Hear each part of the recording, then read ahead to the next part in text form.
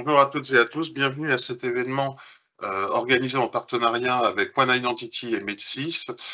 Celui-ci est dédié à l'administration et à la gouvernance des annuaires Active Directory et Azure Active Directory avec la solution Active Roles de One Identity. Pour ma part, je me présente, Guillaume Le Sourd, je suis architecte Identity and Access Management chez Med6 et j'aurai pour rôle d'illustrer les différents cas d'usage et ce que nous avons constaté sur le terrain avec Frédéric Courtois ici présent. Oui, bonjour, je suis Frédéric Courtois, je suis architecte solution pour les solutions autour des technologies Microsoft et Active Directory, et notamment Active Roles. En introduction, une rapide présentation de Med6 et de notre partenaire One Identity. Med6, aujourd'hui, nous sommes un acteur de la cybersécurité. On compte à peu près à date 500 collaborateurs avec un maillage très fin sur l'ensemble du territoire français avec une douzaine d'agences et ça par volonté, on va dire, d'être au plus près de nos clients et de délivrer la meilleure qualité de service possible. En termes de chiffre d'affaires, au cours de l'année 2023, on a connu une forte croissance. Nous avons aujourd'hui un chiffre d'affaires sur 2023 de 80 millions d'euros et à peu près 640 clients aujourd'hui actifs et pour lesquels on travaille au quotidien. Donc, une proximité en synthèse, un acteur de la cybersécurité, avec la volonté d'être au plus proche de ses clients, et en sus, 3 grands centres de services dédiés au cloud et à la cybersécurité.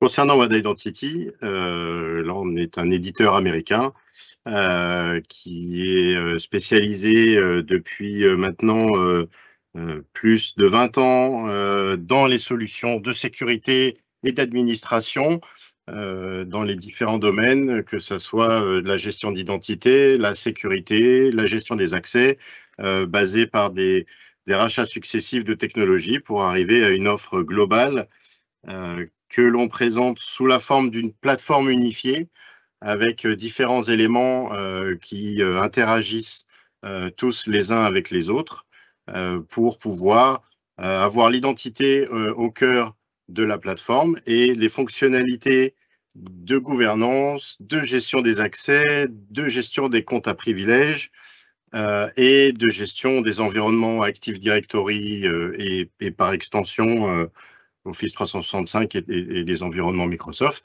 avec la possibilité d'avoir des solutions on-prem ou en mode hybride ou dans le cloud. Pourquoi un focus plus particulièrement sur Active Directory et Azure Active Directory? Tout simplement parce qu'aujourd'hui, en termes d'implantation, Azure Active Directory et Active Directory sont implantés dans 95% des 1000 premières entreprises mondiales qui se servent de ces solutions pour sécuriser leur accès au SI. Ces 95% sont à mettre en parallèle avec 95 millions de comptes Active Directory attaqués quotidiennement. Et ces attaques ne cessent de croître depuis la fin de la crise Covid, puisqu'aujourd'hui, on est à 600% d'augmentation de ces attaques. Et ces attaques se concentrent principalement à 70% sur les comptes à privilèges, ce qui induit des grosses failles de sécurité, puisque qui dit compte à privilèges dit accès à vos infrastructures, dit accès à vos middleware, dit accès à vos bases de données. Ce qui peut dire tout aussi bien derrière des fuites de données, des atteintes à l'image des entreprises, des communications dans la presse qui peuvent influer à la fois sur l'avenir commercial d'une entreprise, sur son cours en bourse et avoir aussi des impacts négatifs en termes d'image auprès de leurs clients. Derrière ceci, à associer, c'est que par rapport à cette problématique de compte à privilèges, par un déficit d'outillage, par des déficits de normalisation, par des défis de sécurité, 88% des entreprises éprouvent des difficultés à gérer correctement ces comptes à privilèges, d'où le besoin aujourd'hui de solutions du type Active Roles pour pouvoir renforcer la sécurité de ces solutions d'annuaire. À toi Frédéric, je te laisse rentrer un peu plus dans le détail sur quelles sont ces failles, quels sont les enjeux derrière ces premiers chiffres et ces premières métriques. Voilà. Alors, pourquoi un produit comme Active Roles? Bien entendu, comme vient de le dire Guillaume, Active Directory est la cible favorite des hackers de par son exposition et de par certaines faiblesses historiques qui font que À l'origine, ça n'a pas été conçu comme un annuaire de sécurité, mais plus de gestion des accès. Donc, ça, effectivement, on retrouve encore des failles liées à ça. Dans un deuxième temps, les clients ont aussi besoin de traiter de plus en plus de besoins de conformité cross-plateforme, AD, Azure AD, avoir le moins d'interruptions de service possible, étant donné que c'est un système qui est de plus en plus central. Et ces besoins de conformité sont de plus en plus présents, que ça soit de la part d'organismes externes comme l'ANSSI ou d'autres organismes d'audit, ou par des réglementations internes qui vont avoir des exigences de plus en plus élevées. Ensuite de ça, les clients ont aussi besoin d'avoir un système pour provisionner les utilisateurs, leurs accès et la configuration complète de l'environnement de travail de l'utilisateur, quel que soit l'état de transformation digitale du client. Dans une transition vers le cloud, par exemple, l'idée, c'est d'avoir un outil qui va leur permettre de faciliter cette transition et de rendre le plus simple possible l'administration des systèmes le temps de cette transition. Le quatrième point aborde l'approche Zero Trust qui est de plus en plus implémentée pour la simple et bonne raison qu'elle va permettre de limiter la surface d'attaque des différents systèmes et de réduire au maximum le nombre de comptes à privilèges statiques dans les différents annuaires pour éviter que ces comptes soient compromis et puissent servir à faire de gros dégâts. La gestion de la cohérence et la délégation d'administration, bien entendu, l'annuaire étant central, il faut absolument garantir que les données soient intègres, à jour, et que les modifications qui sont réalisées dessus soient conformes aux différentes règles de nommage, de configuration, pour faire en sorte que les consommateurs de ces données, qui sont des applications, des systèmes tiers, puissent fonctionner correctement et utiliser ces données de manière efficace. La partie sécurisation est de plus en plus présente, de plus en plus importante, notamment concernant les comptes à privilèges. Guillaume mentionnait tout à l'heure un chiffre très très important en augmentation d'attaque de ces comptes à privilèges. Voilà, il y a de plus en plus de besoin de protéger ces comptes à privilèges, de surveiller l'utilisation qui en est faite et de pouvoir leur affecter leurs privilèges uniquement quand il y en a besoin, mais aussi pas des privilèges très élevés, juste les privilèges nécessaires et suffisants pour que la personne qui va utiliser le compte puisse faire son action. Et puis le dernier point, c'est aussi limiter la prolifération des comptes, car ça apporte souvent des comptes qui sont oubliés ou qui sont dormants, qui ne servent pas, qui ne sont pas toujours désactivés dans les bons délais et qui permettent de créer des failles de sécurité, des angles d'attaque supplémentaires. Donc, la chasse aux comptes non utilisés, aux comptes qui ont trop de privilèges, est très importante pour pouvoir diminuer ces surfaces d'attaque. Alors, Active Roles, au quotidien, qu'est-ce qu'Active Roles en fait? Active Roles est présenté vraiment comme une couche de sécurité et de contrôle des actions qui sont réalisées sur les différents annuaires cibles qui sont AD, Azure AD et ADLDS en cas de besoin. Donc c'est une couche de contrôle qui vient se mettre entre les administrateurs ou les personnes qui ont besoin d'interagir avec les objets Active Directory et les différents annuaires et les systèmes connectés. Donc dans le système connecté, on voit sur la partie du bas les listes de distribution, des boîtes aux lettres, les comptes utilisateurs bien sûr, des groupes, que ce soit des groupes de distribution, de sécurité, et toutes les ressources qui sont insérées dans les différents annuaires, que l'on soit sur des technologies on-prem ou sur des technologies Azure ou Office 365. L'objectif d'Active Roles, c'est d'avoir une plateforme unifiée pour pouvoir fédérer l'administration de ces systèmes, d'avoir une seule interface web pour pouvoir accéder aussi bien aux utilisateurs on-prem, aux utilisateurs hybrides ou aux utilisateurs qui ne seraient que dans Azure, Donc banaliser en fait l'outil utilisé pour pouvoir accéder aux différents éléments avec un profil de délégation qui soit parfaitement adapté aux besoins et qui permette d'avoir ce contrôle toujours pour réaliser potentiellement des tâches d'approbation, tracer les actions qui sont réalisées pour pouvoir après faire des rapports d'activité et déclencher des workflows d'automatisation des tâches à la création, la modification ou au départ des utilisateurs et de gérer entièrement ce cycle de vie pour pouvoir avoir, encore une fois, le meilleur contrôle possible sur les objets et le contenu de ces objets. En complément, on voit ici l'interaction entre Active Roles et des outils complémentaires de la gamme One Identity, notamment Safeguard Authentication Services, qui va permettre aussi de fédérer des accès aux plateformes Unix, Linux et Mac de nos clients avec l'Active Directory pour simplifier les accès et la gestion des accès de ces utilisateurs, et l'intégration avec OneLogin, qui est notre plateforme de gestion des accès dans un sens beaucoup plus global, et la partie OneLogin Protect pour ajouter la couche de sécurité d'accès en MFA aux différentes interfaces d'Active Roles, que ce soit les interfaces d'administration ou les interfaces web. Alors, par rapport à ce webinaire, on a choisi de mettre un focus aujourd'hui sur 3 principaux enjeux. Un enjeu d'usage, la délégation des droits d'accès à l'Active Directory pour la création de comptes et pour l'administration des groupes, et dans le cas délégué à des responsables applicatifs, délégués à des responsables de site.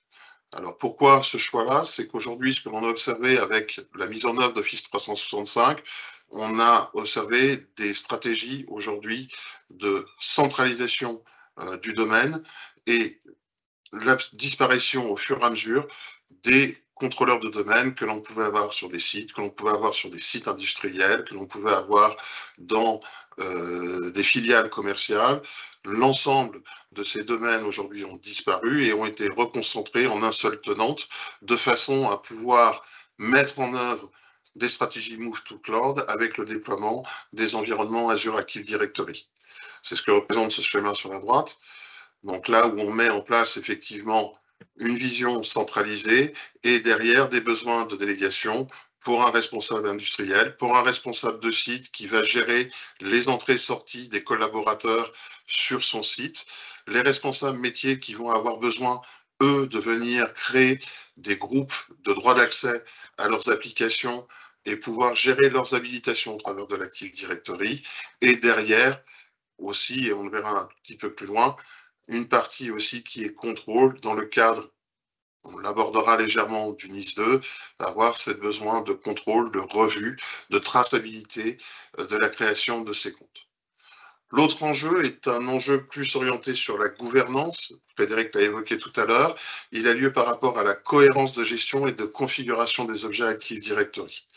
Aujourd'hui, les administrateurs AD ne peuvent pas ouvrir de délégation si par défaut, les règles de gestion, les arborescences qui ont été créées ne sont pas respectées par les utilisateurs tiers de la solution. Enfin, en troisième lieu, le troisième focus, lui, est plus orienté conformité, et ce qu'on abordera dans un troisième temps, c'est de pouvoir répondre aux exigences des auditeurs et des réglementations qui sont applicables. Premier enjeu, la délégation. Donc la délégation de l'administration des environnements Active Directory et Azure Active Directory vers des correspondants métiers et locaux. Ce que l'on constate aujourd'hui, c'est que de par la centralisation, les tâches affectées à aux administrateurs Active Directory ont évolué. Ils ne sont plus là pour exploiter, faire de la création de comptes, de groupes. Non, aujourd'hui, leur véritable travail, c'est mettre en œuvre des annuaires Active Directory, renforcer le socle Active Directory, appliquer des pages de façon à ce que cette solution d'annuaire soit fiable et sécurisée. Derrière cela, pour eux, l'enjeu, c'est que tout ce qui est fait en termes de travail de gouvernance, d'emplacement des objets à l'intérieur de l'annuaire puisse être respecté, c'est-à-dire le positionnement d'un utilisateur dans une OU sheet au bon endroit, de la création d'un compte à privilège avec la bonne taxinomie, avec des comptes qui soient à la fois nominatifs et préfixés. Donc voilà véritablement les enjeux aujourd'hui par rapport à un administrateur AD et le besoin pour lui par rapport à la continuité de service de pouvoir déléguer les tâches qui étaient avant effectuées sur des domaines locaux à un responsable de site. Le responsable de site, lui, sa question, c'est de pouvoir continuer à enregistrer les utilisateurs à l'intérieur de son OU, de pouvoir gérer les groupes de façon à pouvoir gérer localement les partages, gérer les imprimantes et afin de pouvoir administrer au mieux son environnement physique et les utilisateurs qui sont raccrochés à son entité. Enfin, le responsable applicatif, par défaut, lui n'a pas aujourd'hui de compétences spécifiques non plus comme le responsable de site sur l'Active Directory, mais il a besoin de pouvoir déclarer à la fois les groupes sur lesquels vont se baser ces applications pour construire des autorisations, de pouvoir aussi créer parfois des groupes d'accès, c'est-à-dire de pouvoir isoler des pools utilisateurs, et ça, c'est fait partie de son quotidien pour pouvoir administrer. Je laisse Frédéric illustrer ce propos, en quoi et comment Active Roles répond à ses premiers besoins. Donc voilà, Active Roles va aider en fait nos clients à achever ces tâches et leur faciliter en fait la vie dans leur quotidien grâce au modèle de délégation que l'on va pouvoir implémenter dans Active Roles, qui va permettre de leur donner au travers l'interface web du produit une vue unifiée des objets entre AD et Azure AD, de pouvoir appliquer un certain niveau de granularité au niveau de la délégation, c'est-à-dire que tous les administrateurs ou tous les rôles qui auront accès aux objets Active Directory ne verront pas forcément les mêmes objets, n'auront pas forcément les mêmes permissions sur les différents objets, ne pourront pas faire les mêmes tâches sur les différents objets. Et donc ça, on va vous le montrer dans la démonstration qui suit. Pour la première démonstration, on va commencer par l'interface web pour vous montrer les capacités d'affichage, de délégation et de filtrage, les différentes propositions que l'on a pour regrouper les objets de manière indépendante de l'arborescence d'OU ou alors pour filtrer les différents objets dans l'arborescence de l'Active Directory. Donc pour commencer, je suis connecté avec un utilisateur qui a une délégation spécifique pour gérer les utilisateurs de l'entreprise, mais qui n'a pas tous les droits d'administration. On va voir un petit peu en quoi ça consiste. Donc si on clique sur la gestion de l'annuaire, on va voir qu'on peut parcourir l'arborescence qu'il m'est autorisé de voir dans l'annuaire. Donc je ne vois que l'arborescence d'OU que j'ai le droit de gérer, pas ce qu'il y a en plus dans l'Active Directory. Il y a très souvent des OU built-in, des objets supplémentaires, des objets techniques, etc. Là, il s'agit de se concentrer à déléguer des opérations d'administration sur des objets qui concernent les utilisateurs et les éléments, je dirais, qui concernent le business de l'entreprise. Donc ici, on va retrouver une arborescence d'OU très classique avec différents sites géographiques qui contiennent chacun des utilisateurs avec chacun leurs propriétés. On a certains groupes de sécurité ou de groupes de distribution aussi qui vont permettre en fait de distribuer des permissions et d'affecter des droits aux différents utilisateurs. Donc là, avec mon utilisateur Simon, ici, on a la possibilité de parcourir l'arborescence, d'aller voir les propriétés des différents utilisateurs, de pouvoir consulter au travers du formulaire les différents attributs, de pouvoir les mettre à jour en cas de besoin. On voit ici qu'on a un formulaire tout à fait standard. On a repris au maximum le formulaire par défaut que l'on trouve dans l'Active Directory. Donc on retrouve les différents onglets sur la gauche avec les différents éléments, les options de compte, l'organisation pour avoir le service, pour avoir la société et définir qui est son manager, etc.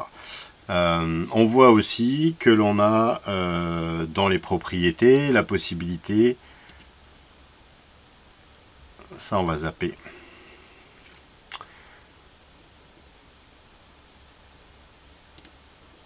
Voilà, donc maintenant, c'est pour les utilisateurs, pour les groupes, de la même manière, on voit la liste des différents groupes qui sont proposés, avec la possibilité de consulter ou de gérer la liste des membres de manière très simple. On affiche la liste des membres, on peut en ajouter, en supprimer. Si on sélectionne un utilisateur, je peux le supprimer. Et j'ai même une fonctionnalité très intéressante qui permet de gérer l'appartenance temporaire au groupe et de demander à ActiveRoles de gérer l'ajout et la suppression de l'utilisateur dans le groupe sans avoir besoin d'intervention humaine supplémentaire. Une chose qui est très appréciée quand il s'agit de donner des privilèges ou faire des élévations de privilèges de manière temporaire ou donner accès à des systèmes ou des applications de manière temporaire. Il suffit de donner une date de fin et ActiveRoles va automatiquement retirer l'utilisateur du groupe, par exemple ici à la fin du mois, et ça sera entièrement mis à jour et géré par ActiveRoles. Évidemment, si on revient sur l'utilisateur, on peut voir l'information, la mettre à jour, changer la configuration si on veut revenir à ne jamais le supprimer du groupe. Voilà, donc l'idée c'est d'avoir des fonctionnalités avancées autour de la gestion des groupes, de la même manière que l'on a autour des utilisateurs. Si on veut voir par exemple un utilisateur, ici j'ai un utilisateur qui est hybride AD on-prem Azure AD. Donc le point d'entrée c'est le compte AD on-prem qui est dans mon arborescence d'OU qui elle est filtrée. Et sur cet objet on-prem, ActiveRoles sait que c'est un objet hybride, donc il y a aussi une existence sur Azure, et on peut aller activer donc les menus pour aller consulter les attributs Azure qui concernent l'utilisateur, et notamment tout ce qui est utilisation du compte et de la licence, pour pouvoir aller mettre à jour les informations qui concerne l'utilisateur. Voilà, on peut modifier les rôles, on peut aller modifier les licences affectées, on peut aller modifier certains attributs qui ne sont pas verrouillés sur l'API Graph. Tous les autres seront mis à jour automatiquement par la synchronisation avec Azure AD Connect. De la même manière, on a accès à l'appartenance au groupe Azure et aux propriétés de la boîte aux lettres Exchange Online, exactement comme on peut aussi faire sur une boîte aux lettres Exchange On-Prem. Donc en fait, il s'agit ici d'avoir un point d'accès unique pour pouvoir contrôler aussi bien l'utilisateur On-Prem, l'utilisateur Azure et les différents éléments de son compte Azure et Office 365.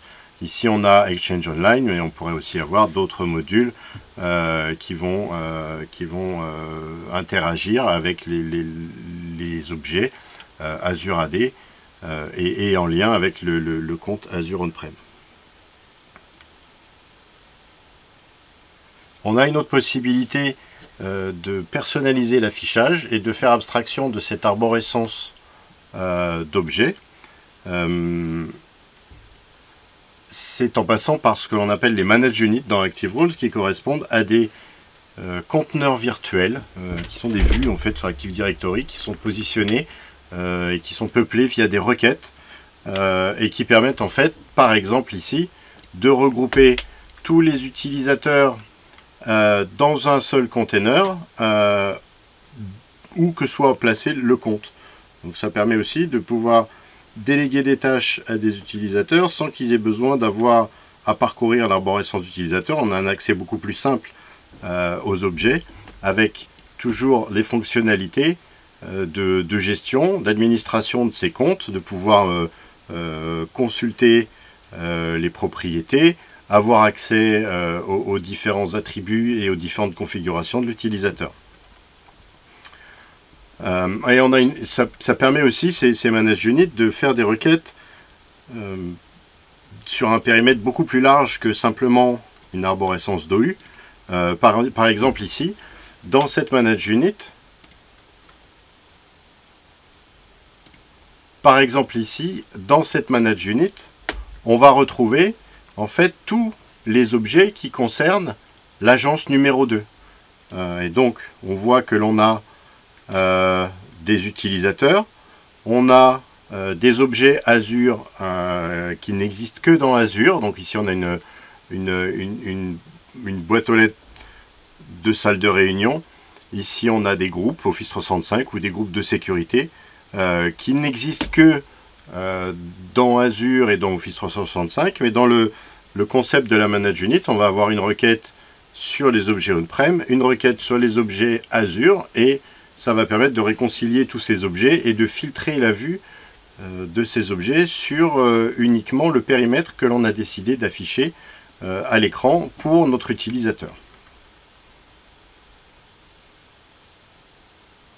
Et si on veut comparer la vue que l'on a ici par exemple sur Active Directory filtrée avec simplement l'arborescence simplifiée, dans un autre navigateur, j'ai ouvert une vue avec un compte administrateur qui va permettre de voir que on a bien entendu dans la configuration Active Directory tous les dossiers. On a même ici dans cette configuration là, on a 2 forêts Active Directory et on a toutes les OU et tous les conteneurs standards built-in de l'Active Directory, donc qui sont masqués aux utilisateurs qui ont des délégations parce qu'ils n'ont pas besoin de voir ces objets, ils n'ont aucun droit d'accéder à ces objets.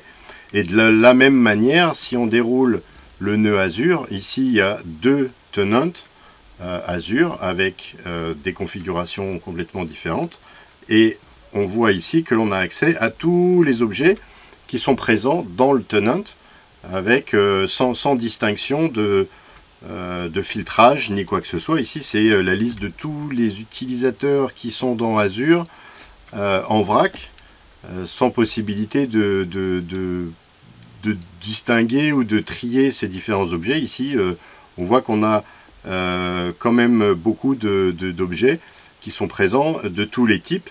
L'intérêt de la Manage Unit qu'on a vu tout à l'heure, c'est que l'on peut filtrer et ne pas présenter tous les objets, mais uniquement un sous-ensemble de ces objets dans l'affichage. Et ça, c'est une grosse valeur de pouvoir déléguer basé sur un attribut comme l'emplacement géographique ou le service ou l'organisation de l'entreprise, en fait. Merci Frédéric pour cette démonstration. Deuxième enjeu, qui est un enjeu de gouvernance, c'est la cohérence de gestion au niveau des objets Active Directory. Par défaut, un administrateur Active Directory, lorsqu'il va vouloir faire de la délégation, il va ouvrir une OU ou plusieurs OU à une personne en particulier. Il ne va donner un pan de délégation que sur une structure de son Active Directory, non pas sur l'intégralité de l'Active Directory. La deuxième chose, c'est que par rapport à l'objet, l'OU auquel il ouvre des droits, et bien derrière, lui, il a décidé d'un certain nombre de règles, à savoir quels sont les objets qui peuvent rentrer dans une OU, quelles sont la localisation des groupes, la localisation des comptes, quels comptes peuvent être member of de certains groupes. Et tout ça, c'est un gros travail de la part de l'administrateur en termes de normalisation, en termes de hiérarchisation des objets dans son Active Directory. Et dans cette cohérence de gestion, il souhaite qu'elle soit appliquée au quotidien. Par défaut, un responsable de site ne doit voir que l'OU et que les objets qu'il doit pouvoir manipuler, et au quotidien, il ne doit pas avoir à se poser de questions où placer ces objets dans l'annuaire Azure, dans l'annuaire Active Directory, et c'est ce à quoi on va répondre. Derrière, un responsable applicatif, parfois, va avoir besoin de renseigner des comptes à privilèges pour l'administration d'une base de données, pour des droits discrétionnaires dans son application. Par rapport à ces comptes, dits à privilèges, dits sensibles, il y a besoin de pouvoir les identifier. Donc, qu'automatiquement soient appliquées, je dirais, les règles de taxinomie qui ont été définies par la gouvernance de l'annuaire, par les administrateurs AD. Derrière ceci, c'est effectivement ces comptes administrateurs à privilèges, ces comptes à privilèges ne peuvent pas être membres de tout et n'importe quel groupe.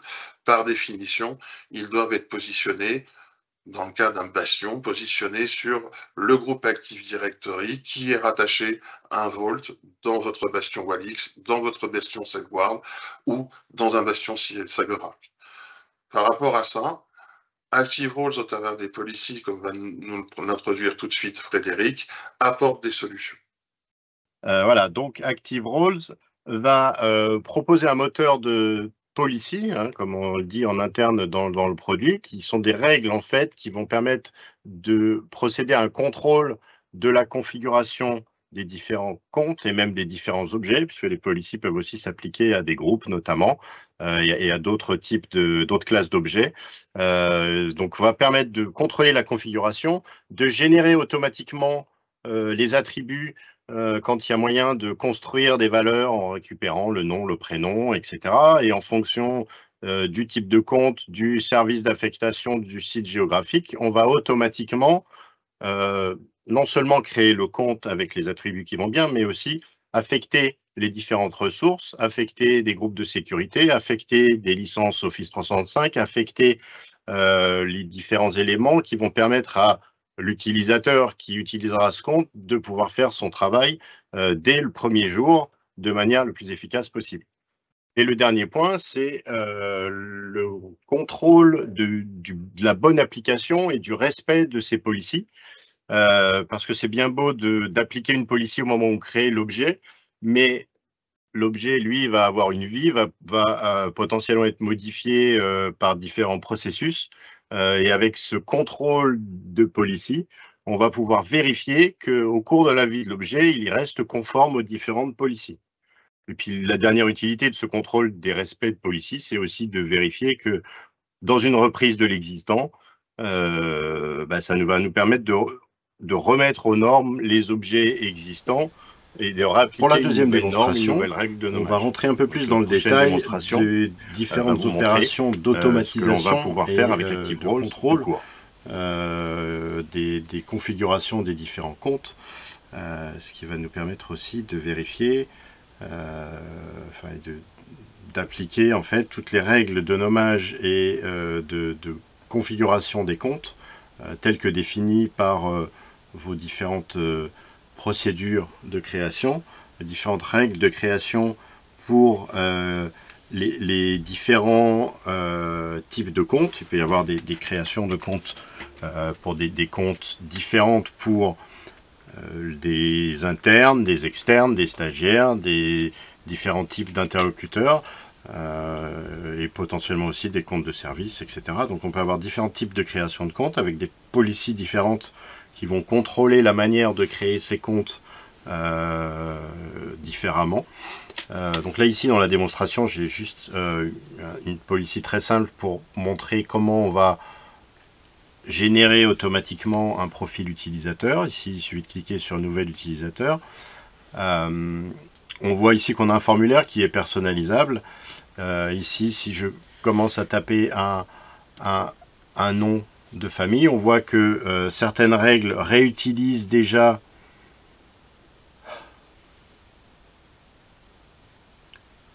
donc ici, si je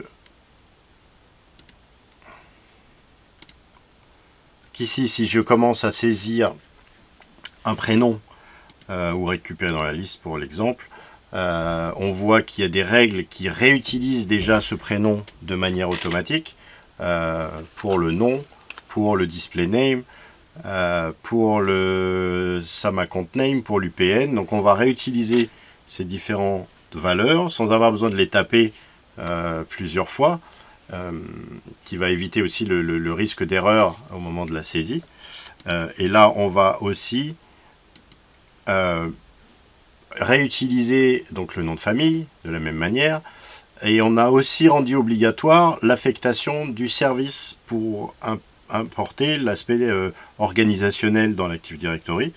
Et les services sont une liste de données figées que l'on propose en liste déroulante pour faire en sorte qu'il n'y ait pas non plus d'erreur de saisie ou de différentes manières de rentrer le nom au niveau de la casse, au niveau de l'orthographe, etc.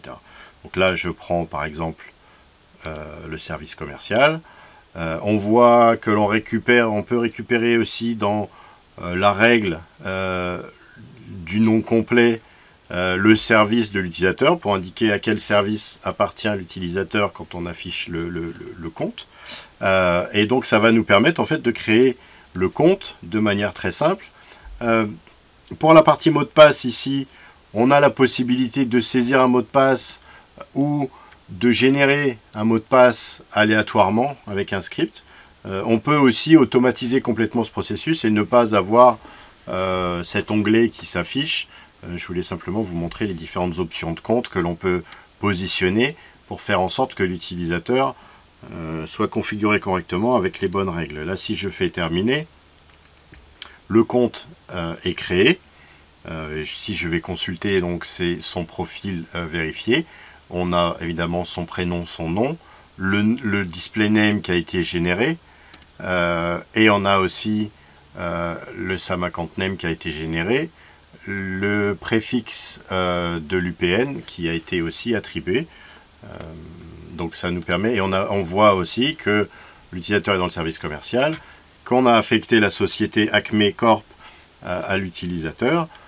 Donc on a bien toutes les informations que l'on a fournies dans notre formulaire, avec en plus d'autres informations qui ont été générées par le moteur de règles d'ActiveRoles. Et on peut aussi voir que notre utilisateur a été automatiquement affecté au service commercial parce que son attribut service est attribué à la valeur commerciale. Et en plus de ça, la société est Acme Corp, donc il fait partie du groupe de tous les employés d'Acme Corp. Voilà, donc ça a été aussi une affectation automatique des différentes valeurs en fonction du type de compte que l'on crée.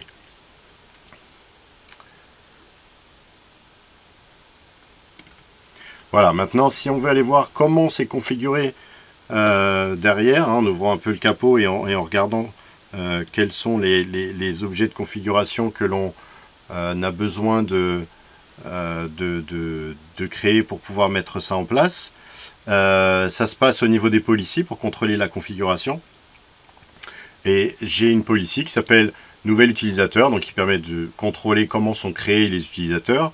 Elle est aussi évaluée quand on modifie un utilisateur. Donc ces règles sont évaluées à chaque fois que l'on fait une modification.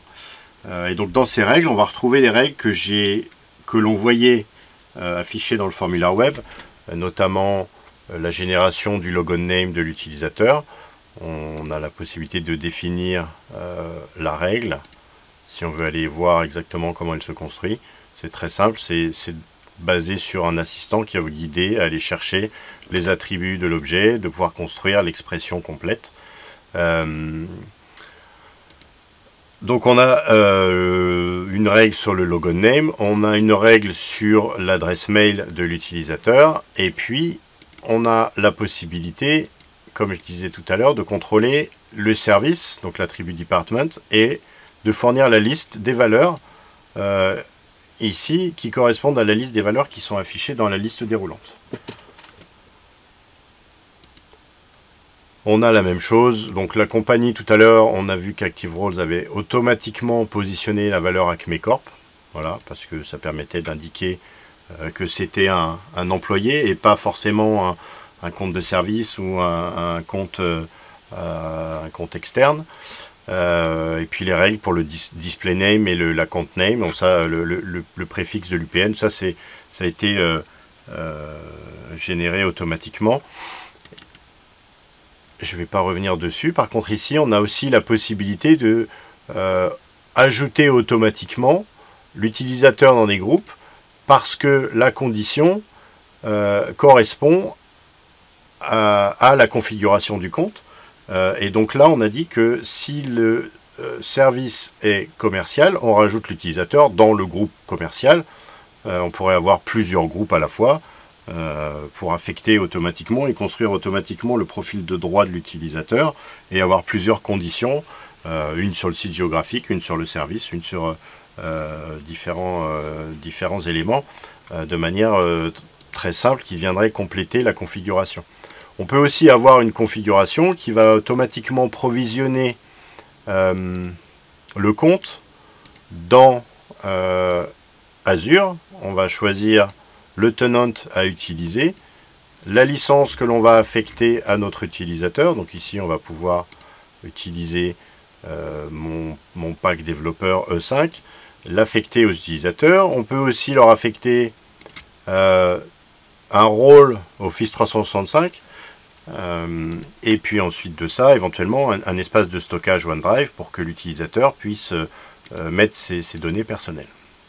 Voilà, donc ce jeu de policy, en fait, est très complet pour pouvoir contrôler la configuration de l'utilisateur. Mais il est aussi très intéressant quand on a besoin de vérifier la configuration des comptes ou de reprendre un existant, parce que l'existant a son vécu, a ses anciennes manières de créer les comptes, etc., qui n'étaient pas forcément standardisées de la même manière. Donc avec ActiveRole, ce qu'on a de très intéressant, c'est que l'on va pouvoir aller chercher un objet pour vérifier sur une arborescence, ici par exemple, plutôt qu'un objet, on va vérifier sur un ensemble d'objets la conformité aux policies que l'on vient de définir. Donc on va juste demander à ActiveRole de faire un check policy sur toute la sous-arborescence. Allez, on va lancer sur tout Acme Corp, tous les sites, pour pouvoir vérifier la liste des comptes qui sont conformes aux différentes policies. Voilà, donc après avoir fini de vérifier la conformité aux policies, on se rend compte qu'on a 3 objets qui ne sont pas conformes à notre policy, et on va pouvoir, en les sélectionnant, aller choisir, aller voir ce qui se passe en fait. Pourquoi est-ce qu'on n'est pas conforme? Ici, sur cet utilisateur-là, on se rend compte que l'attribut department n'est pas dans la liste de ceux qui étaient imposés par le formulaire. Donc on a la possibilité d'aller manuellement affecter une valeur.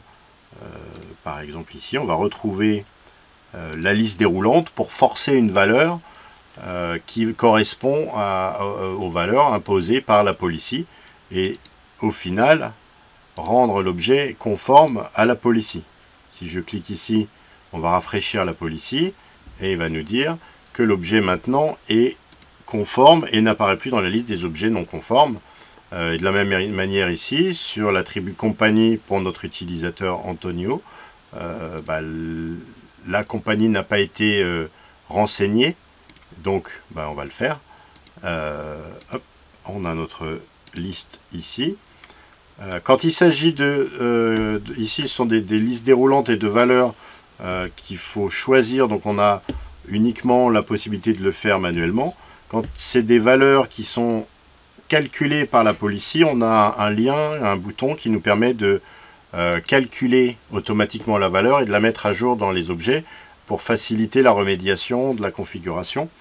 Et quand il s'agit après de mettre à jour en masse les objets, on a aussi la possibilité de définir un workflow qui va faire des mises à jour globales d'objets qui pourraient ne pas être conformes avec la politique de nommage des différents objets. J'en ai défini un ici pour pouvoir vous montrer. Le workflow ici de mise en conformité va faire des choses très simples. C'est un workflow qui est planifié régulièrement, qui va faire une recherche des différents objets qui ne sont pas conformes et mettre à jour les attributs pour lesquels on a des problèmes de conformité. Et notamment, on retrouve ici tous les attributs qui sont contrôlés par la policy, notamment le SAM account name, le display name, etc. Et je me suis permis aussi de mettre à jour la description pour l'exemple, pour dire, voilà, cet objet n'était pas conforme, on l'a mis à jour avec le workflow de mise en conformité. Voilà. Enfin, dernier enjeu qu'on souhaitait vous présenter aujourd'hui, c'est l'enjeu de conformité. On le sait tous, en octobre 2024 va arriver le NIS 2, et à ce moment-là, pour, on va dire, l'ensemble des entreprises sont concernées par cette nouvelle directive NIS 2, puisqu'elle ne concerne plus uniquement les grands groupes, plus uniquement que certains secteurs d'activité encadrés par la loi de programmation militaire, par exemple. Elle va s'appliquer, on va dire, à la fois aux TPE, PME, en fonction de leur secteur d'activité, et il va falloir qu'ils mettent en œuvre un certain nombre de recommandations émises par l'ANSSI, ANSSI étant moteur de cette nouvelle réglementation NIS 2. En quoi Active Rules aujourd'hui permet d'être conforme par rapport à cette recommandation NIS 2 ou aux recommandations de l'ANSSI? Eh bien, par défaut, et juste au niveau du périmètre Azure Active Directory et Active Directory, et non pas à l'échelle de l'ensemble du SI, mais au moins au périmètre de ces deux solutions d'annuaire de sécurité, il va y avoir une mise en conformation avec ces recommandations. Déjà, par défaut, et ben, comme vous avez pu le voir au travers des démonstrations, Active Rules permet de limiter l'accès administratif aux utilisateurs nécessitant des privilèges d'administration sur l'Active Directory. Active Rules, comme vous allez le voir aussi, déjà, de novo, out of the box, permet de mettre en place des procédures strictes dans la gestion des comptes à privilèges. Par ailleurs, toujours dans la même veine, il va être en mesure, de par son intermédiation, de faire respecter les règles de moindre privilège sur l'Active Directory. Par ailleurs, et ça c'est une force du produit, il va permettre, et ça on a tous un enjeu par rapport au NIS 2, de revoir régulièrement les droits d'accès des utilisateurs, de pouvoir tracer les changements, et ça sont véritablement des enjeux de conformité qui sont très très importants. Ensuite, de pouvoir véritablement contrôler l'accès aux ressources sensibles sur certaines OU et d'avoir des politiques d'accès par rapport à ces objets qui sont les plus précieux à sécuriser. Et enfin, ce que je disais par ailleurs, c'est qu'il va pouvoir mettre en œuvre des outils de surveillance sur l'activité des utilisateurs qui viennent renseigner, utiliser, enrichir, modifier des comptes, des droits à l'intérieur de l'Active Directory. Par rapport à ces trois derniers points, Frédéric va vous présenter les trois grandes fonctionnalités qui vont permettre de se conformer aux recommandations de l'ANSSI en matière de revue des droits d'accès, de contrôle d'accès aux ressources et de surveillance des activités autour de l'AD. Voilà, donc Active Rules a une dimension opérationnelle, mais aussi cette dimension de contrôle et d'audit. J'ai mentionné tout à l'heure dans la description rapide du produit la notion d'audit et de traçabilité. Donc, il y a plusieurs aspects derrière ça. Le premier, c'est que grâce au moteur de workflow graphique, on va pouvoir mettre en place des contrôles de conformité, de configuration des comptes, de contrôle de conformité aux policies aussi, comme on a vu précédemment, mais aussi une notion de reporting sur l'Active Directory, mais aussi sur la configuration d'Active Rules, puisque l'Active Rules devient le point central et le garant du modèle de délégation autour d'Active Directory et Azure Active Directory. Donc, on a besoin aussi de savoir quelles sont les modifications apportées à la configuration d'Active Rules, et notamment en termes de délégation, en termes de policy, et en termes d'activité utilisateur, puisque tout le monde va tendre à passer par les interfaces du produit. Et donc, on verra les différents moyens dans la démonstration que l'on a d'accéder à ces informations d'audit, que ce soit via l'interface web, via des rapports ou via éventuellement un journal d'événements ou d'autres moyens. Pour la troisième démonstration, on va s'attacher plus à montrer tout ce qui est contrôle et conformité. Donc pour ça, j'ai créé un profil utilisateur qui était plutôt auditeur. Donc Richard, lui, va avoir des fonctionnalités différentes de mon utilisateur de tout à l'heure, dans le sens où il va avoir des droits complètement différents. Il ne va pas pouvoir modifier quoi que ce soit sur les utilisateurs. Il va avoir un accès en lecture seule sur tous les objets de l'Active Directory, avec la possibilité d'aller consulter pour chaque objet eh bien, l'historique des changements d'un utilisateur. Ici, ce sont des menus qui n'étaient pas activés pour l'utilisateur Simon que j'ai utilisé tout à l'heure. C'est des menus qui sont spécifiques au profil de Richard parce qu'il a des droits d'auditeur et qu'il a le droit d'accéder à, par exemple, l'historique des modifications qui commence d'ailleurs à la création de l'utilisateur, la rajout dans des groupes, la mise à jour de certains attributs, etc., etc. Donc l'idée, c'est d'avoir l'histoire complète des changements, de tous les changements sur tous les objets qui sont gérés par ActiveRules. On a les mêmes changements aussi sur les groupes. On sait à quel moment on a ajouté un utilisateur, retiré un utilisateur. S'il y a un workflow d'approbation qui a été déclenché, on sait qui a fait la demande, qui a approuvé. Donc on a vraiment une traçabilité complète sur l'historique des modifications.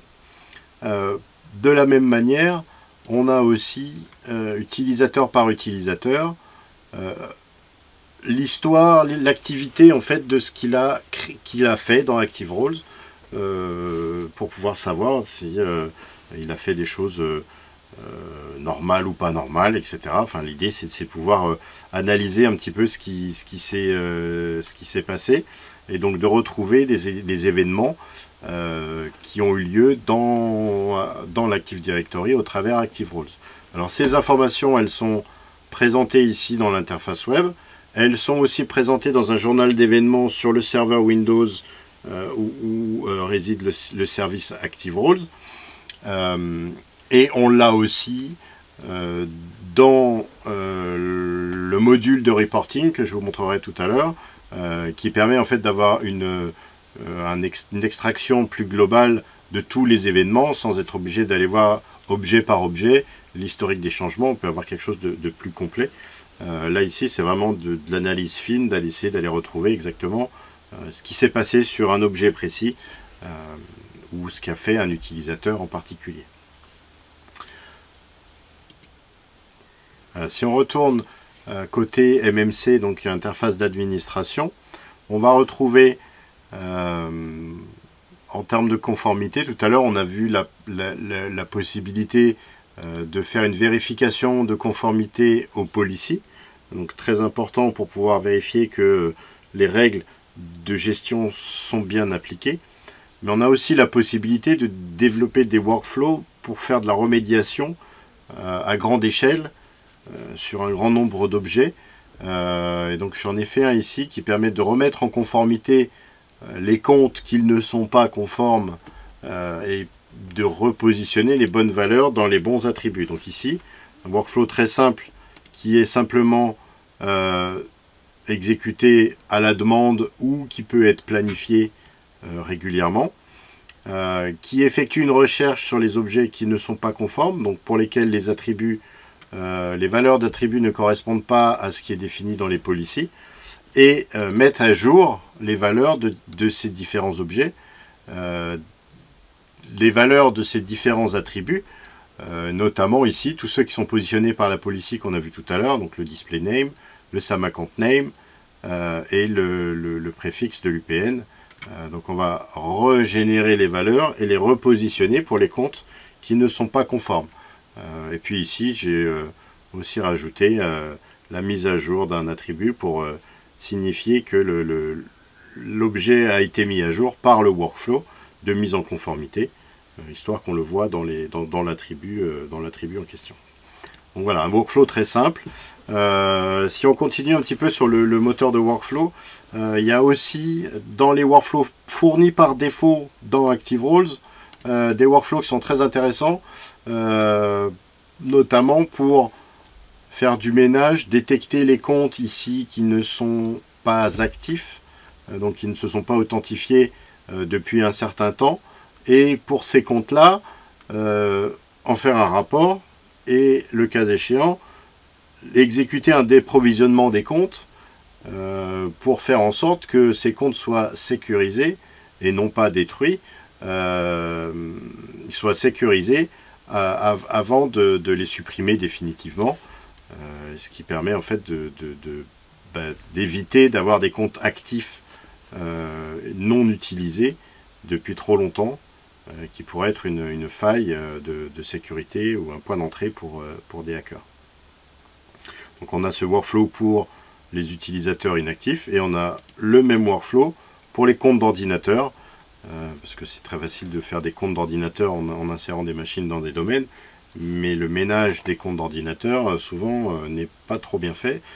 Donc là c'est pareil, on retrouve les comptes d'ordinateur inactifs, et pour ceux qui sont inactifs, dans un premier temps on va les désactiver. On va pouvoir aussi potentiellement, si on veut faire quelque chose d'un peu plus poussé, les supprimer une fois qu'ils ont été désactivés, mettons depuis après 6 mois ou un certain délai.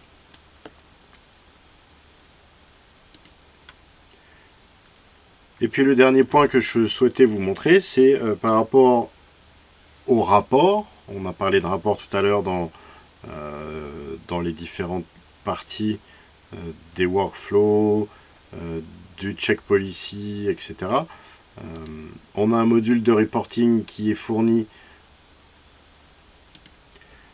On a un module de reporting qui est fourni avec ActiveRoles et qui permet d'extraire des données de la base de configuration d'ActiveRoles, de la base d'historique d'ActiveRoles et aussi de l'historique et aussi de l'Active Directory ou des Active Directory qui sont gérés par le produit pour pouvoir faire des rapports sur la configuration ou sur l'état de certains objets. Donc ce module ici est disponible avec les SQL Reporting Services et les modèles de rapports sont fournis par défaut. On a un certain nombre de rapports présentés, donc comme je disais tout à l'heure, des rapports sur l'état des lieux de l'Active Directory qui peuvent être très intéressants, notamment autour des différents objets, quand on a besoin de savoir les options de compte, éventuellement la liste de tous les comptes qui ont un mot de passe qui n'expire jamais, avoir une liste d'utilisateurs, une liste de l'âge des mots de passe des utilisateurs, savoir quand est-ce que les utilisateurs ont changé leur mot de passe pour la dernière fois.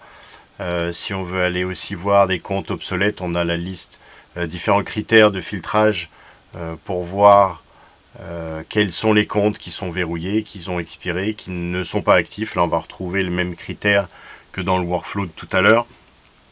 La liste de tous les comptes qui ont été déprovisionnés par ActiveRoles. Donc, on a un certain nombre de rapports prédéfinis.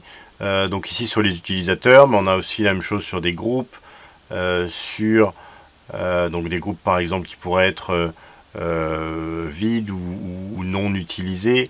On peut avoir là aussi des statistiques globalement sur les OU, sur les différents domaines, etc. Donc c'est un module qui permet d'avoir une vision macroscopique de certaines configurations de l'Active Directory.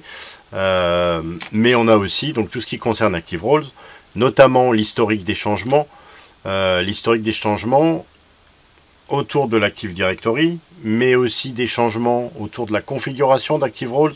Donc tout ce qui est changement de configuration, de délégation, de workflow, de policy, d'automatisation, etc. Donc tous ces changements sont tracés et là on a accès à des rapports sur l'historique complet de tous ces changements, l'exécution des workflows et puis des dashboards sur des statistiques en fait d'actions qui ont été réalisées sur les comptes utilisateurs par exemple, qui permet de voir, donc là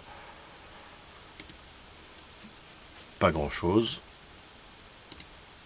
Voilà. Ensuite, on a des rapports similaires sur les rôles qui sont définis en termes de délégation, comme par exemple la liste de tous les templates qui sont définis, où sont appliqués ces différents templates. J'en ai pas parlé, donc ça sert à rien. Les différentes manage units qui sont définies avec leur contenu, les règles d'appartenance et puis les délégations qui sont appliquées sur ces manage units, les policies qui s'appliquent dessus. Donc là on a une vision assez complète des manage units et on a aussi la partie policy. Donc toutes les policies que l'on a définies où est-ce qu'elles s'appliquent, quelles sont les différentes règles qui s'appliquent au niveau des policies. Donc on a vraiment une vision en mode reporting de toute la configuration des objets Active Roles. Et je parlais tout à l'heure de la compliance, de la conformité aux policies. Donc là, on a une vision complète, une liste de toutes les règles qui ne sont pas respectées et des objets qui ne respectent pas les différentes policies. Donc ça revient un petit peu à ce qu'on avait tout à l'heure de manière interactive dans la console.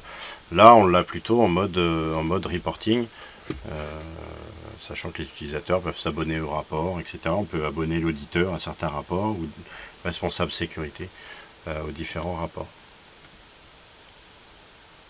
Donc en résumé, Active Roles peut être présenté comme un couteau suisse, une boîte à outils qui va permettre d'adresser les différentes problématiques, les différents besoins de nos clients autour d'Active Directory, Azure AD ou Entra ID, en fonction des noms qu'on va leur donner, et sur différents éléments. On peut dire qu'il y a plusieurs tiroirs à la boîte à outils où il y a plusieurs outils sur le couteau suisse pour pouvoir aider à mettre en œuvre les différentes fonctionnalités. Donc la première partie, c'est la partie délégation à moindre privilège, donc qui va permettre de se mettre en coupure entre les administrateurs et l'Active Directory. On parle de proxy d'administration ou de firewall virtuel, en fait, qui va permettre de faire une coupure des droits entre les administrateurs et le modèle de sécurité Active Directory. Ça va aussi permettre d'éviter de déployer beaucoup de privilèges statiques, que ce soit au travers des groupes built-in, genre domaine admin ou d'autres groupes.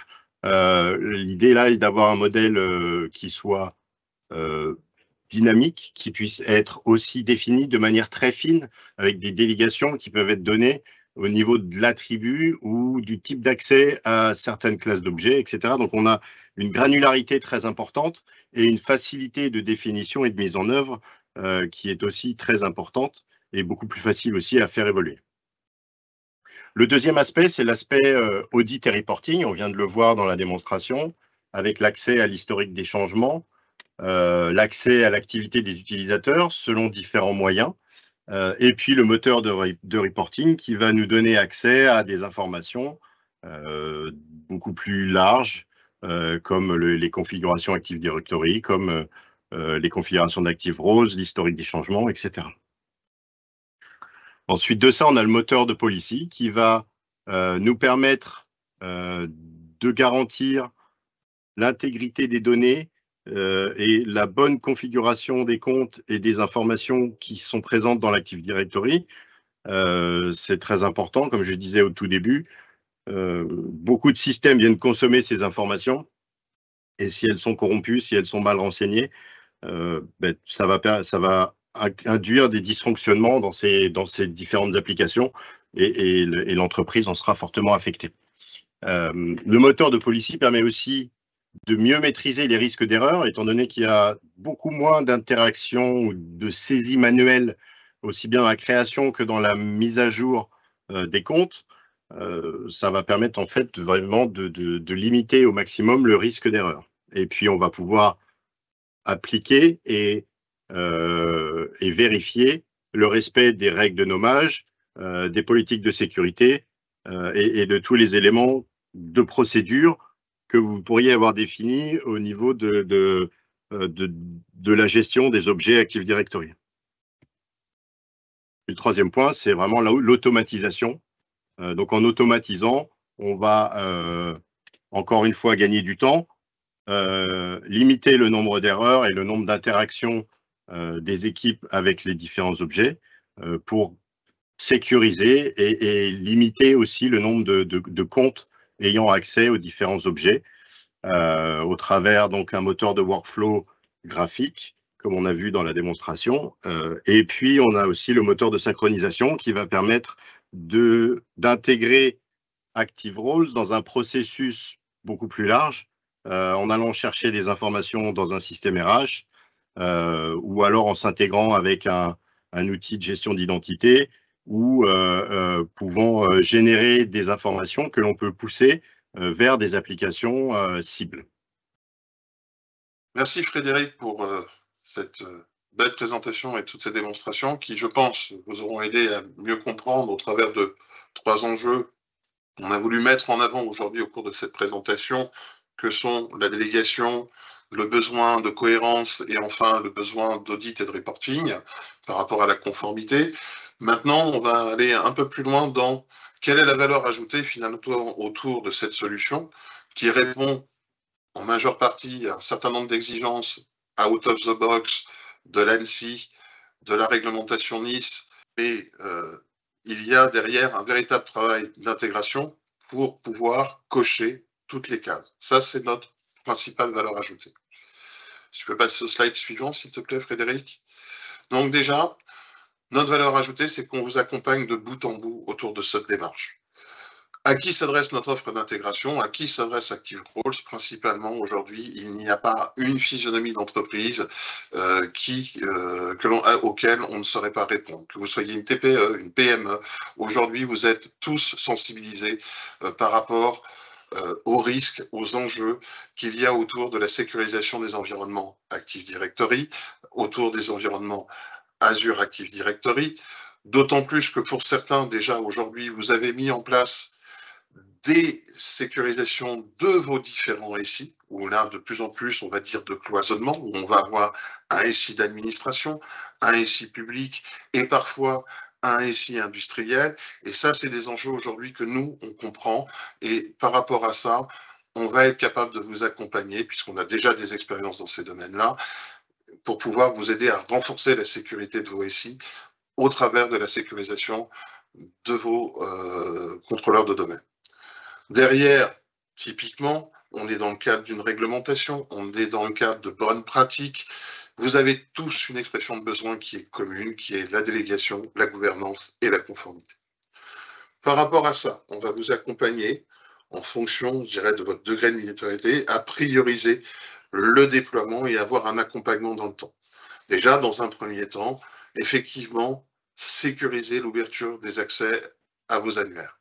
Ensuite, on va travailler sur toute la partie localisation, normalisation, règles de gestion des objets.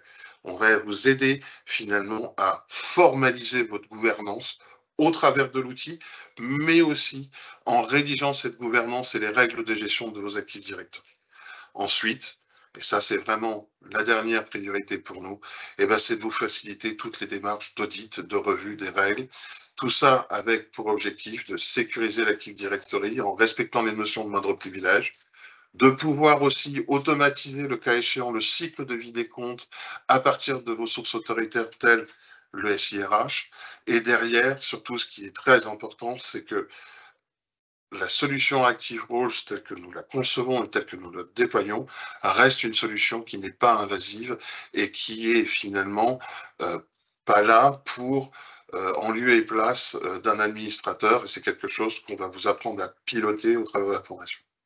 Rappel des enjeux, pour nous, c'est la gestion des accès AD, comme le rappelait Frédéric, l'automatisation des gestes d'administration, la normalisation et la qualité de données, que l'on oublie bien souvent la qualité de données, et elle devient un critère essentiel aujourd'hui par rapport ensuite à la construction des autorisations sur les applications, à la réutilisation des données contenues dans Azure Active Directory ou dans Active Directory pour alimenter des identités dans des applicatifs. Et puis enfin, derrière, c'est mettre déjà un premier niveau, des règles d'hygiène, de contrôle, pour effectivement avoir un Active Directory qui soit intègre.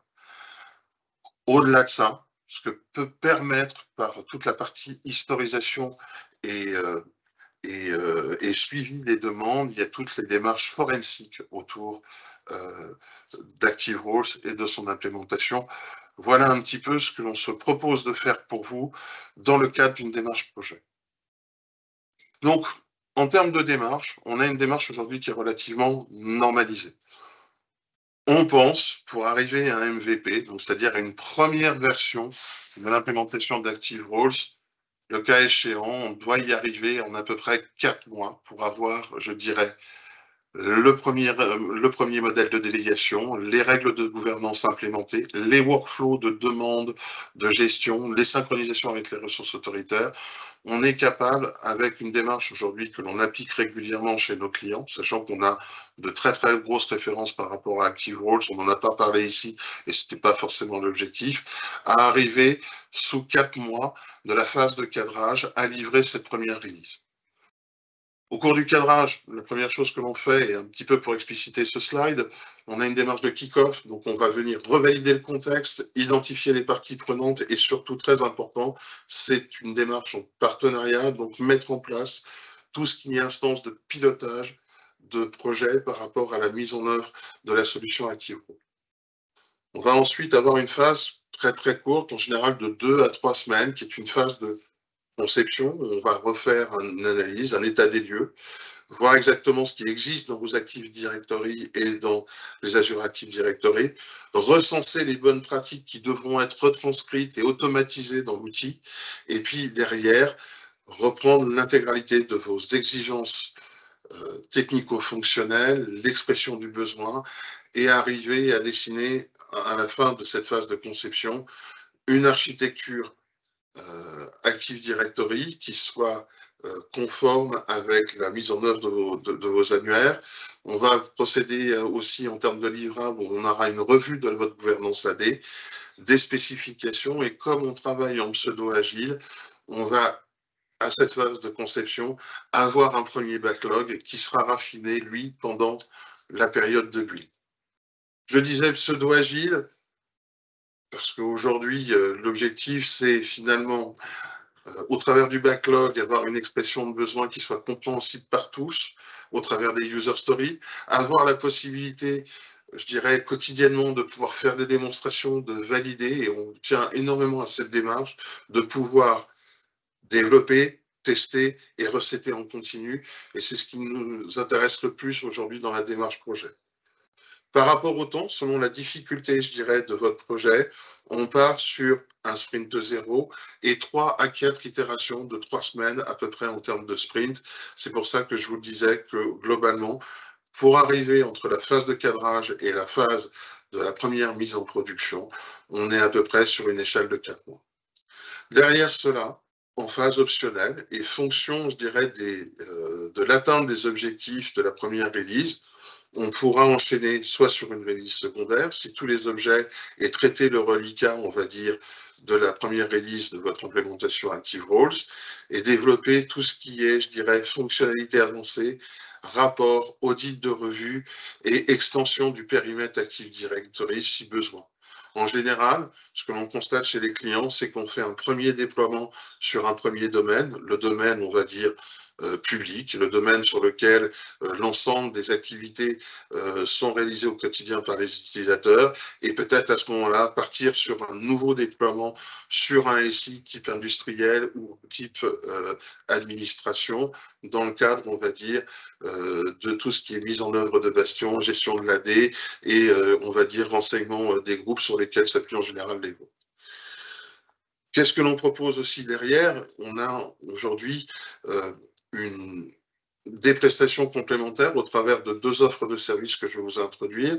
On va vous accompagner dans la formation. On est capable aussi de vous délivrer de l'expertise, que ce soit à la fois sur les environnements Azure, Office 365 et Active Directory. On peut intervenir, si le cas échéant, pour durcir les socles AD et aussi vous accompagner au travers de prestations de GRC et de services managés si vous souhaitez déléguer l'exploitation de vos environnements ActiveRoles et Active Directory. Donc, en complément de cette démarche, 2 offres de services qui sont aujourd'hui importantes chez nous et qui sont en plein essor et sur lesquelles Métis investit énormément. Une première offre, s'il te plaît, Frédéric, sur la cybersécurité. Sur la cybersécurité, quels sont les points aujourd'hui qu'on adresse au travers de notre cybersécurité? L'identité, vous en doutiez, puisqu'on est sur une présentation ActiveRoles avec One Identity, et sachant qu'aujourd'hui, on a le privilège d'être en mesure d'intégrer la plupart des solutions One Identity, que ce soit One Login en tant que fournisseur d'identité et aussi derrière comme solution d'authentification multifactorielle, comme solution de fédération. On a énormément de travail dessus qui sont en cours avec One Identity. De la même manière, on est capable, en complément d'ARS, d'intégrer tout le package One Identity Manager ou Safeguard. On travaille aussi sur la sécurité des endpoints, des data. Donc, on a énormément aujourd'hui de solutions par rapport à tout ce qui est data gouvernance, de tout ce qui est réseau et tout ce qui va être cybersécurité par rapport aux outils collaboratifs et applications. Qu'est-ce que l'on entend par derrière? C'est qu'en complément de cette prestation d'intégration, on va pouvoir vous aider à prévenir, détecter les risques, les failles de votre SI, aider, après cette phase de détection, à sécuriser et enfin, derrière, être en mesure, au travers de nos solutions, on va dire, de service manager MSSP, de tout ce qui est réagir, prévenir et réparer. Et enfin, un chapitre qui nous tient énormément, c'est tout ce qui est supervision et gouvernance. Deuxième offre complémentaire, c'est notre offre cloud et infrastructure. Pour la plupart, vous avez tous entamé avec les sortes d'Office 365 une démarche Move to Cloud. Aujourd'hui, on est capable aussi bien de maintenir un SI on-premise qu'un SI vers le cloud et de vous aider finalement au travers de cette démarche Move to Cloud, et qui fait énormément de sens aujourd'hui avec la migration de certains des acteurs d'Active Directory on-premise vers Microsoft Azure, et de soutenir ces évolutions en termes d'infrastructure, d'hybridation des SI. Derrière, on intervient aussi en développement pour tout ce qui est modernisation des applications avec des démarches d'amélioration continue. Toujours dans cette démarche-là, vous aider à modéliser, planifier, migrer et évoluer. Et enfin, toujours dans un objectif de consolider la gouvernance de vos SI. Voilà en synthèse quelle est la valeur ajoutée de Medsys autour de la sécurisation des Active Directory et des AD, avec une solution que je pense très attractive, à savoir Active Roles, et grâce à au soutien de notre partenaire One Identity. Ici s'arrête ce webinaire. Je tenais à te remercier, Frédéric, pour la qualité de ton intervention et de tes démonstrations. Et pour ma part, ce sera le mot de la fin. Je te le laisse. Merci de nous avoir invités aussi à présenter, à parler de notre offre et d'Active Roles. Nous sommes disponibles, évidemment, si vous avez besoin d'informations complémentaires. N'hésitez surtout pas à nous contacter. Voilà, et je vous remercie d'avoir assisté à cette édition du webinaire. Merci à tous.